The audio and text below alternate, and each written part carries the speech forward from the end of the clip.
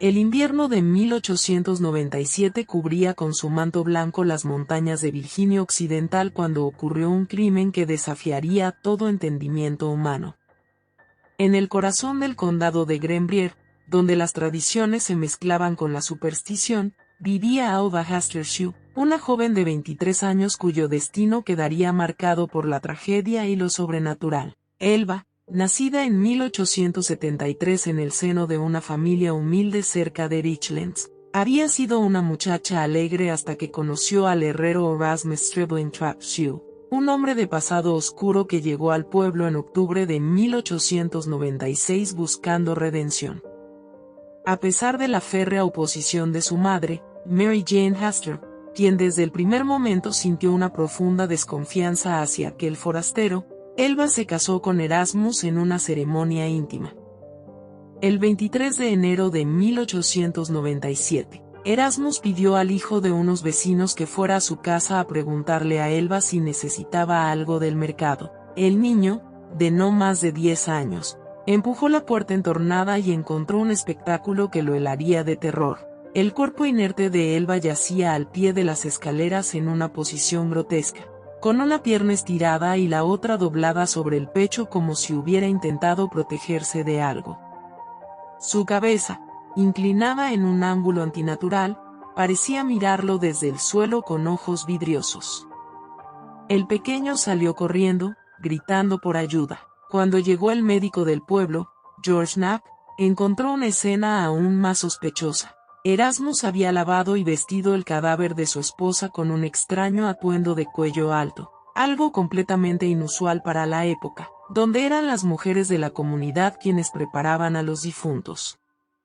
Peor aún, cuando el doctor intentó examinar el cuello de Elva, Erasmus interpuso con una violencia inusitada, impidiendo cualquier inspección minuciosa. Mary Jane Astor recibió la noticia que le heló la sangre. Su hija, Elva, había sido encontrada muerta al pie de las escaleras de su propia casa. El médico del pueblo, George Knapp, murmuró algo sobre un desmayo fatal, pero sus ojos evitaban encontrarse con los de Mary Jane. El cuerpo de Elva yacía en el ataúd como una muñeca rota, vestida con un traje de cuello alto que nadie le había visto en vida. Erasmus, su viudo, se movía alrededor del féretro con una energía nerviosa, colocando almohadas a los lados de la cabeza de su esposa con manos que temblaban demasiado para ser solo de dolor. Así descansará mejor, susurraba entre lágrimas que a Mary Jane le parecieron tan falsas como el brillo de hojalata. Pero fue el pañuelo lo que terminó por delatarlo. Un trozo de tela gruesa, atado con nudos apretados alrededor del cuello de Elva, como si intentara contener algo que no debía escapar. Era su favorito, insistía Erasmus cada vez que alguien preguntaba, aunque Mary Jane jamás lo había visto en su hija. Cuando todos se retiraron, la anciana desató el pañuelo con dedos temblorosos. La tela desprendía un olor metálico que le recordó cuando limpiaba los cuchillos después de matar a un pollo. Esa noche, mientras lavaba la prenda en una palangana de estaño, el agua clara se transformó en un remolino carmesí. Gotas rojas salpicaron el suelo de madera como huellas de algún ser invisible. Mary Jane no necesitó más pruebas. Sabía, con la certeza con que se conoce el sabor de la propia sangre, que Erasmus había matado a su hija. Pero ¿cómo demostrarlo cuando el médico había firmado el certificado de defunción y todo el pueblo aceptaba la versión del desmayo? Mary Jane Astor, la madre de Elva, sospechó desde el principio. Cuando intentó devolverle el pañuelo a Erasmus, él lo rechazó de manera brusca. Desesperada por respuestas, Mary Jane comenzó a rezar pidiendo una señal. ¿Crees en lo sobrenatural? Suscríbete para más historias donde el misterio desafía la razón. Las apariciones comenzaron pocas noches después del entierro. En la primera, Mary Jane despertó sobresaltada, sintiendo una presencia fría en su habitación. Entre las sombras, una figura luminosa y difusa se materializó lentamente, tomando la forma reconocible de Elba.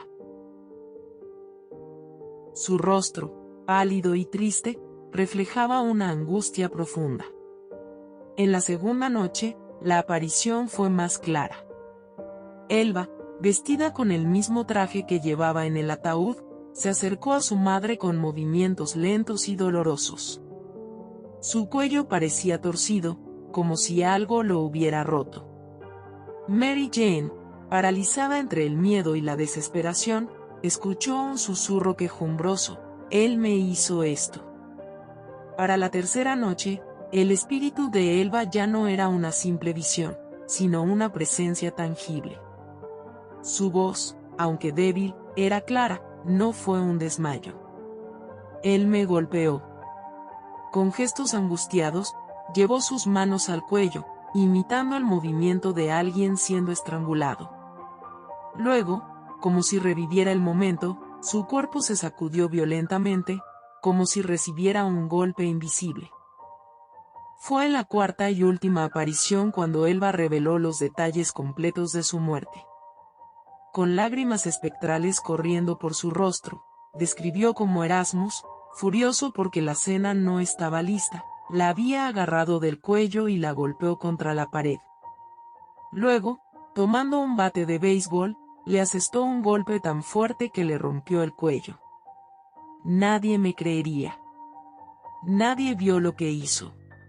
Sollozó el fantasma antes de desvanecerse en la oscuridad, dejando a Mary Jane temblando y convencida de que su hija había sido asesinada. Estas visiones, tan vívidas que Mary Jane podía recordar cada palabra y cada gesto, la llevaron a buscar justicia.